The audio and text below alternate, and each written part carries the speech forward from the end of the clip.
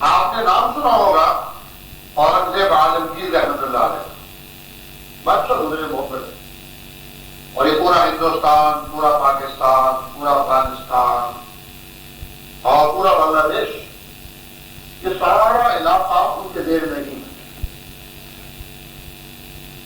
اور وہ اورنگزیب عالمگیر جو برسر اقتدار آئے تو عمر کی تھی 16 سال، اور ان کو جو اقتدار ملا اس کا سبب کیا بنا؟ اورنگزیب کے جو والد تھے شاہ جہاں بوڑھے ہو گئے، اور ظاہر ان کے اور اولاد بھی تھی، دارا شکو بھی تھا، اورنگزیب بھی تھے، تو ہر ایک یہ چاہتا تھا کہ سب تو تاج ہند میرے قبضے میں۔ ظاہری اسباب کچھ ہوا کرتے ہیں، باطنی اسباب کچھ ہوا کرتے ہیں۔ باطنی اسباب ہوتے ہیں آدمی کی کامیابی کے، باطنی اسباب بزرگوں کی دعائیں ہوتی ہیں۔ کوئی بزرگ دعا کر دیتا ہے، کسی وقت کوئی کلمہ کہہ دیتا ہے، وہ چونکہ بزرگ اللہ کا مقبول ہوتا ہے، اس کی وجہ سے اللہ تعالیٰ اس آدمی پر اپنی رحمت نازل فرماتا ہے۔ تو دارا شکو کو کسی نے کہا زمانے میں بزرگ تھے، بہت بڑے، ان کی خدمت میں کوئی نو بڑے مستجاب دعوات ہیں، ان سے دعائیں سے خاص تو چلے گئے، وہ تخت پہ بیٹھے، اس زمانے میں تخت کا رواج تھا، تخت بیٹھے، جب گئے تو خدا نے آگے بتلایا کہ یہ شہزادے ہیں، آئے ہیں آپ سے دعا کی درخواست کریں، تو انہوں نے یہاں بیٹھے، تخت میں گئے آدمی یہاں بیٹھے۔ دارا شکو نے یہ سوچا کہ ادب کا مقتضا یہ ہے کہ میں ان کے ساتھ نہ بیٹھوں، نیچے بیٹھوں، تو عادت نہیں آنا بیٹھ بٹھا دیا۔ کیسے آئے؟ انہوں نے کہا حضرت جس طرح صورتحال ہے، میرے والد صاحب ہیں اور بوڑھے ہو چکے ہیں، حکومت ہے، بچوں میں سے کسی کے پاس آئی، میں چاہتا ہوں کہ ہندوستان سے سب کو تاج کا مہمانی بن جائے، آپ دعا کرنا اور آپ بہت اچھا دعا کریں اور بالکل بتا دیں۔ دارا شکو وہاں گیا اور بڑے مستجاب دعا سے دعا کروا کے آیا۔ اچھا، اورنگزیب بڑے ذہین و ذکی، دیکھ بھی تھے، صالح بھی تھے اور ذہین و ذکی بھی بہت، اور مکتے ہوئے سنت بھی تھے۔ اورنگزیب پہنچے، اورنگزیب نے سلام عرض کیا، بتایا گیا کہ شہزادے ہیں، ملاقات کے لیے آئے، کہتے یہاں بیٹھ دو، فوراً بیٹھ دو، کھلتا ہو مجھے فوراً بیٹھ۔ اچھا، کیسے آئے؟ حضرت میں چاہتا ہوں کہ ہندوستان کا تخت و تاج جو ہے وہ مجھ کو بھی فرمایا کہ تخت پہ میں نے تمہیں بٹھا دیا ہے، تاج میرے قبضے ہو جائے، تمہیں جات سے فوراً کہا کہ کس سے قبضے میں ہے؟ ارشاد فرما دی، کہنے کہ وہ جو آدمی تمہیں تمہاری خدمت پر بادشاہ نے معمور کیا ہوا ہے، جو تمہیں وضو وغیرہ کرواتا ہے، وہ معمولی آدمی اللہ کا ولی ہے، اگر وہ تمہیں تاج پہنا دے تو تم سے تاج میں ملی۔ اور قانون یہ تھا کہ بادشاہ کے یہاں کا قانون یہ تھا کہ تاج کو کوئی ملازم ہاتھ نہیں لگا سکتا۔ اورنگزیب جو تھے وہ جب وضو وغیرہ کرتے تھے تو اپنا تاج خود اتار کے ایسے رکھتے تھے، تو وضو کر دی پھر اٹھا کے اس تاج کو رکھتے تھے۔ یہ معمول تھا۔ تو انہوں نے کہا کہ اچھا آ گئے اپنے گھر آئے، ظہر کا وقت ہوا، نماز کا وقت ہوا، وہی خادم خاص لوٹا لے کے پانی لے کے حاضر ہو گئے، رکھ لے وضو شروع کر دیا، وضو کر کے ان کو کہنے لگے کہ میرا تاج میرے سر میں، خادم کو حکم دیا کہ تاج میرے سر پہ رکھ دیں۔ اور میں کہا شہزادے آپ کو پتہ نہیں، شاہی قانون کے مطابق میں تاج آپ کے سر پہ نہیں رکھ سکتا، اور میں تاج کو ہاتھ نہیں لگا سکتا، اگر میں نے تاج کو ہاتھ لگایا تو بادشاہ تو میرے ہاتھ پہ لگا دے گا، آپ کو معلوم نہیں، میں یہ تاج آپ کے سر پر نہیں رکھ سکتا۔ شہزادہ نے کہا میں شہزادہ جو ہے وہ بادشاہ کا نائب ہوتا ہے، نام کریں گے، میں بادشاہ کا نائب ہونے کی حیثیت سے کہتا ہوں، حکم دیتا ہوں تاج کے سر پہ، انہوں نے تاج سر پہ رکھی، تاج سر پہ رکھے کہنے کے ساتھ مجھے عادت ہے میرے راج سمجھ گئے۔ اس کے بعد ایسے حالات پیدا ہوئے کہ اورنگزیب عالمگیر کو اللہ تبارک و تعالیٰ نے ہندوستان کے، یہ ادب علم و فوق الادب، یہ اورنگزیب عالمگیر جب یہ برسر اقتدار آ گئے، بادشاہ بن گئے، بڑے متقی تھے، بڑے پرہیزگار، کوئی آدمی بادشاہ بنتے تو مصاحبین آتے ہیں، قصیدے پڑھتے ہیں، مدح ترائی کی صورت میں، مدح ترائی سے جھوٹ ہوتا ہے۔ اب یہ تو کیونکہ متقی آدمی ہے، اب ان کی مجلس میں بھی آ کر مدح ترائی کے قصیدے پڑھنے کا لوگوں نے ارادہ کیا۔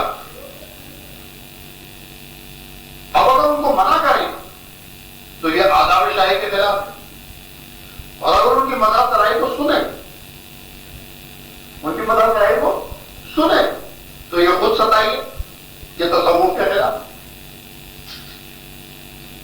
اب کیا کریں؟ ایک شاعر آیا، اس نے کہا میں نے قصیدہ کہا ہے آپ کی مدح میں، کہا پڑھ بات لگا دستور تھا، اور نے کہا ہے تاج دولت برسرت از ابتدا تا انتہا۔ اس نے کیا مصرع پڑھا فارسی کا، اور میں ہے تاج دولت برسرت از ابتدا تا انتہا، جیسے اس نے یہ مصرع پڑھا اور میں رک جاؤ، کیا کہہ رہے مطلب کیا ہے شعر کا؟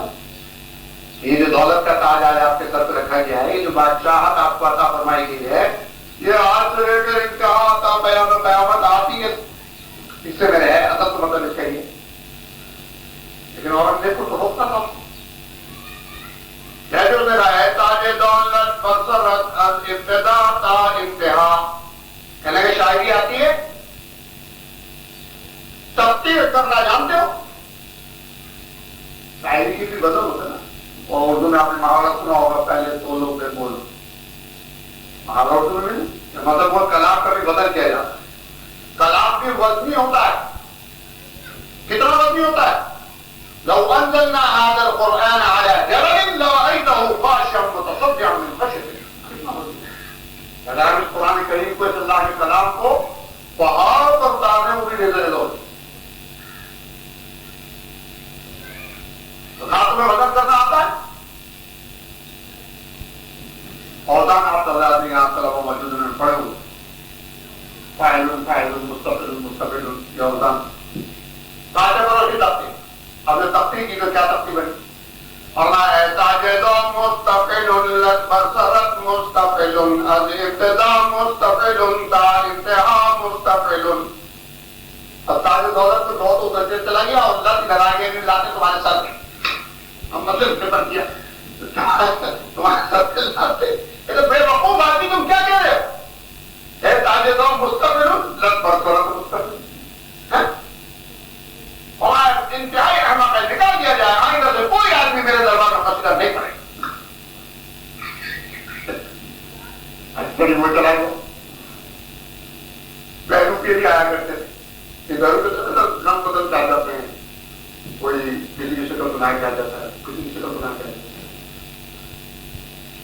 بہرو کے اب شاہی دربار ہے، اب اگر منع کر دیں لوگ کہیں گے بادشاہ کنجوس ہے، انعام دینے کے مارے یہ جناب یہ سنتا ہے، اور اگر بہروپیوں کو بہرو بننے دیں تو وہ جھوٹ کا بہرو ہوتا ہے، تو جھوٹ کی تقویت۔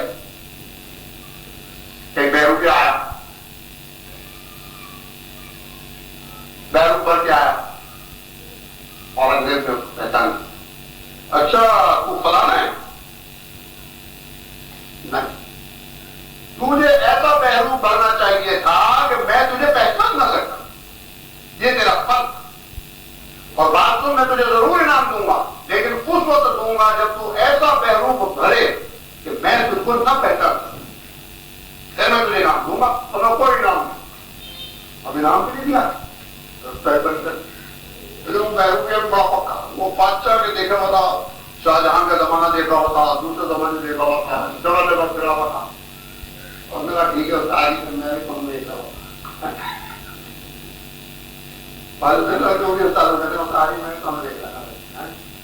وہ مدائن سہارنپور میں ہمارے بھائی صاحب ناگرد ایک استاد تھے، تو ان ٹانگوں میں درد ہوتا تھا، وہ شاگردوں سے ٹانگے دبایا کرتے تھے، تو وہ شاگرد بڑے سمجھتے کہ یار استاد جی کو جو درد ملا ہے ادھر آؤ ٹانگے دباؤ، ٹانگے دباؤ، اور استاد جی پڑھے، اب وہ جناب بیچارہ دبایا جا رہا چلا، وہ پورے دن بھی چلا 15 منٹ 30 منٹ پتہ نہ، انہوں نے یار کسی جو استاد جی کا ایسا ٹینٹوا دباؤ کہ یہ آئندہ تو توبہ کرتے ٹانگے دبانے۔ انہوں نے دیکھا سب لڑکوں میں بڑا طاقتور لڑکا تھا، بڑا بڑی، انہوں نے اس کو پکڑ لی،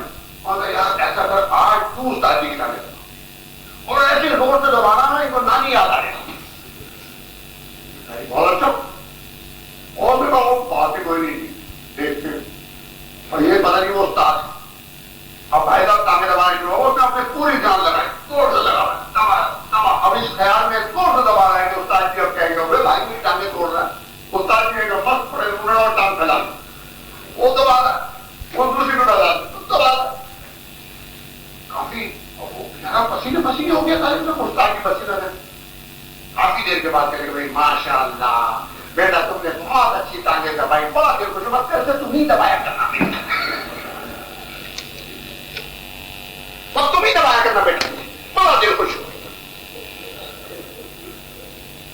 تو اس نے بھی کہہ دیا، اس نے کہا ٹھیک ہے بادشاہ سلامت، میں بھی تمہیں دیکھ لوں گا، میں نے بھی بڑے پاپڑ بیلے ہیں. اب یہ سوچتا رہا میں کون سا بہروپ بدلوں، کہاں سے بادشاہ کو دھوکہ دوں. اسے دیکھا بادشاہ بڑا نیک ہے، اور بادشاہ جو ہے علماء کی بڑی قدر کرتا ہے، صوفیاء کا بڑا احترام کرتا ہے. بادشاہ کی عادت یہ ہے کہ جب کہیں سفر میں جاتا ہے تو یہ معلوم کرواتا ہے کہ دیکھو اس سفر کے اندر کوئی اللہ والا ہے. جو ہمارا سفر ہے کیونکہ زیادہ بڑا ملک تھا، دارالخلافہ دلی، اور دلی سے کبھی لاہور آنا، کبھی کہیں جانا، کبھی کہیں، اور زمانے میں یہ ہوائی جہاز وغیرہ تو تھے، سواری پہ سفر ہوتا تھا. تو بادشاہ کی عادت تھی کہ سفر میں راستے میں تحقیقات کرواتا تھا کہ جہاں کوئی بڑا بزرگ ہو، کوئی اللہ والا ہو، میں اس کی خدمت میں جاؤں، اس سے ملوں، اس سے دعا کروں، معلومات کرا. ایک بہروپیے نے کیا کیا، کچھ ساز باز کی بادشاہ کے جو خاص لوگ تھے جو سفر کا انتظام کیا کرتے تھے، ان سے کہہ لگے یار مجھے یہ بتاؤ اگلے دنوں میں بادشاہ کا سفر کہاں ہے. انہوں نے 6 مہینے کے بعد جو ہے بادشاہ سلامت فلاں سفر پہ اور فلاں فلاں رستے سے جائیں گے اور فلاں فلاں جگہ قیام ہوگی. اور دیکھا ٹھیک ہے، اس نے اپنے 3-4 چیلے چانٹے لیے، اور 3-4 چیلے چانٹے لے کر ایک وہاں جہاں بادشاہ کا قیام ہونا تھا وہاں ایک جگہ جا کے اس میں ایک جھوپڑا ڈالا، اور جناب لمبا کرتا اور لمبی داڑھی اور جناب علی اس کے بعد اونچا پاجامہ اور موٹے دانوں کی تسبیح اور لے کے خوب اس نے جناب علی اور چیلے چھوڑ دی، چیلے چھوڑ دیے تھے. سب جگہ مشہور کرو حضرت ہیں ایسے ہیں ویسے ہیں چھوٹے پیسے ہیں، اور سب تشریف کر رہے ہیں. حضرت کی شہرت ہوگی، بڑی شہرت ہوئی. وہ ایک ہمارا شاگرد تھا بیچارہ، وہ ایک مرتبہ سندھ کا تھا، تو وہ میرے چچا کا مدرسہ تھا، مدرسے سے سیکٹر میں پڑھتا تھا. وہ کافی ایسے میرے چچا بھائی جو تھے انہوں نے اس کو مار مور کے نکال دیا، یاد بھی نہیں کرتا تھا. کافی عرصہ گزر گیا، وہ کراچی میں تھے، تو وہ سنا رہے تھے اپنا قصہ کرنے، تو وہ آیا تو جناب بڑا مقطع چکتا، اور اس کے ساتھ بڑی سی گاڑی، پیچھے 2-3 اور گاڑیاں آ کے رکی. کہنے کہ میں اپنے دفتر میں بیٹھا تھا، میں نے کہا پتہ نہیں کون مولانا صاحب آئے. تو میں نے دیکھا تو دفتر میں ریسپشن کے اوپر باہر اس نے بتایا کہ یہ مولانا صاحب آئے، آپ سے ملنا چاہتے ہیں. میں نے خیر کہا کہ چل رہے جو ان کے ساتھی تھے وہ باہر بیٹھ گئے. کہنے میں نے کہا بھیجو. اور جب غریب آیا تھا میں نے کہا تو طالب علم رہتی حضرت نہیں، اور یہ کیا شکل بنا رکھی. کہنے لگا آپ نے تو مجھے وہاں سے جوتے مار کے نکال دیا تھا کہ تجھے آتا جاتا کچھ ہے نہیں، تو پڑھتا پڑھاتا کچھ ہے نہیں. میں اپنے گاؤں میں چلا گیا، وہاں میں نے وہاں جا کے پیری مرید شروع کی. پیری مرید کہنے لگا ہاں میں نے اعلان کروا دیا کہ جو بچہ میٹرک کا امتحان دے اس میں پاس ہونے کے لیے تعویذ مجھ سے لے جائے، یقینی کامیابی، 50 روپے تعویذ کی قیمت. اگر امتحان میں کامیاب نہ ہو پیسے واپس. بچہ کو نہ ہو تعویذ مجھ سے لے جائے، اگر بچہ نہ ہو لڑکا نہ ہو پیسے واپس. لگے تو ایسی ڈائریکٹ ڈیلنگ ہوگی کیا چکر ہے بھائی، پورے کیسے اتنا بڑا دعویٰ کرتے. اور کہنے لگا استاد جی اگر 1000 بچوں نے امتحان دینا ہے تو اس میں سے 800 تو پاس ہوں گے ہی نا، تو 200 فیل ہو جائیں گے. چلو اگر انہوں نے 1000 میں سے 200 لڑکے فرق کے لیے میرے سے تعویذ دے گئے اور اس میں سے 200 میں سے اگر 150 پاس ہو گئے، 50 فیل ہو گئے، میں نے 50 کے پیسے بھی واپس کرنے، تو میری شہرت تو ڈبل ہوگی نا. تو وہاں میری دیکھو پیڑ چمک رہی. تو اس نے بھی ایسے وہاں چیلے چاٹے چھوڑ دیے، اور وہ چیلے چاٹوں نے خوب شہرت کی. ہر دن آ رہے کیا ہوا، ایک دن اورنگزیب آنے لگا. سفر میں جب پہنچے وہاں اورنگزیب نے پڑاؤ کیا، لیکن اس نے خالی چیلے چاٹے نہیں چھوڑے بلکہ ساتھ ساتھ تصوف کی کتابوں کا مطالعہ بھی کیا، اور جو تصوف کے بڑے مسائل تھے ان کے اوپر بھی دسترس حاصل کی، اور ہر وقت تسبیح لیے رہتے اور جناب ورد اور یہ اور وہ. ظاہر ہے 2-4 مہینے میں خوب شہرت ہوئی. آج جب اورنگزیب نے وہاں پڑھا کیا تو اورنگزیب کی عادت کی، انہوں نے وزیر سے کہا بھائی ذرا پتہ کرو یہاں تو بزرگ ہیں، ہمیں یہاں آج رات ٹھہرنا ہے، ایک دن ٹھہرنا ہے، تو کوئی بزرگ ہو تو ان سے ملاقات کر لیں. وزیر باہر نکلے پتہ نہیں اس کے تو چیلوں نے ساڑھے میں شہرت کر رکھی حضرت فلاں حضرت صاحب. میں نے کہا اچھا. وزیر گیا ملنے کے لیے, دیکھا ایک کٹیا میں بیٹھا ہوا ہے اور جناب علی تسبیح ہاتھ میں پکڑی ہوئی ہے اور منہ نیچے ہے لگا. اب وہ وزیر تھوڑی دیر جاگو سے سلام کیا اور پھر وزیر جناب علی اس نے کہا جناب میں وزیر مملکت ہندوستان اورنگزیب عالمگیر کا وزیر آپ کی خدمت میں حاضر ہوا. ہمیں بھی اپنی طرح دنیا کو کتا سمجھتا ہے.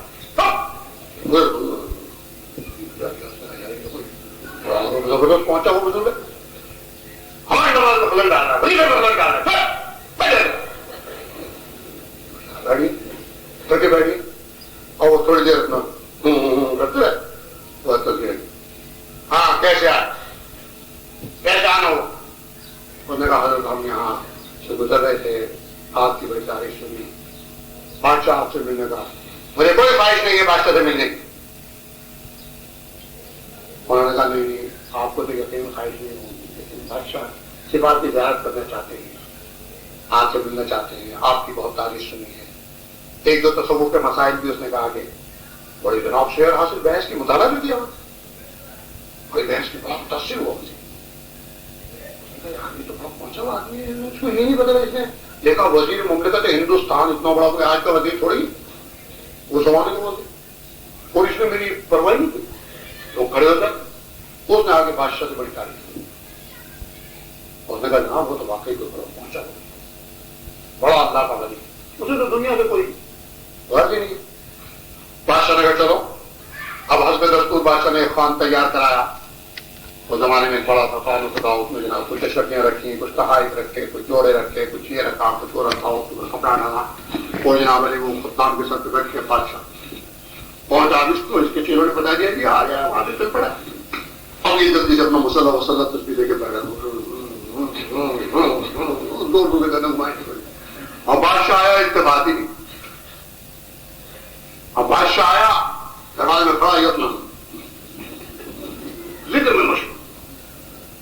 حضرت نے وزیر نے کھنکارا, حضرت ماسٹر سلامت ہندوستان اورنگزیب عالمگیر حاضر خدمت ہیں, اجازت ہو. کوئی پھر دوسری دفعہ اس نے کہا بادشاہ سلامت اورنگزیب عالمگیر حاضر خدمت ہونا چاہتے ہیں, اجازت ہو. بس اس طرح بیٹھ. اب بادشاہ بیٹھا. بادشاہ نے خیر دعا کی درخواست کی کہ حضرت میں سفر میں ہوں اور میں نے آپ کی تعریف سنا تھا, اور ایک دو باتیں بادشاہ نے بھی پوچھی. امتحان تصوف کے ایک دو بڑے مشکل سے مسائل پوچھ لیے, وحدت الوجود, وحدت الشہود ہیں, یہ مسائل پوچھ لیے. بہت زبردست تقریر تھی. زبردست آدمی, کمال ہے. تو اتنا تصوف کے جو مشکل ترین مسائل نہیں, وہ چھٹکیوں میں حل کر. بادشاہ نے اجازت چاہیے. بادشاہ نے خادم سے کہا حضرت کی خدمت میں نذرانہ پیش کیا جائے. خادم آیا, اس نے جب رکھا اس نے ٹھوکر ماری, پڑھاؤ اس کو. اپنی طرح ہمیں دنیا میں کتا سمجھتا ہے, لے جائیے اپنی مالت والا.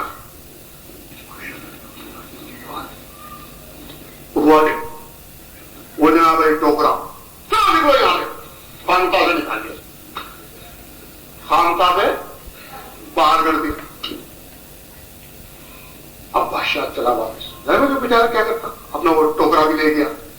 اب رستے میں جا رہا ہے, وزیر سے کہنے لگا یار بڑا کمال آدمی ہے, تو میں نے تو ایسے عالم ہی نہیں دیکھے, یہ تو بڑا تاریخ دنیا ہے.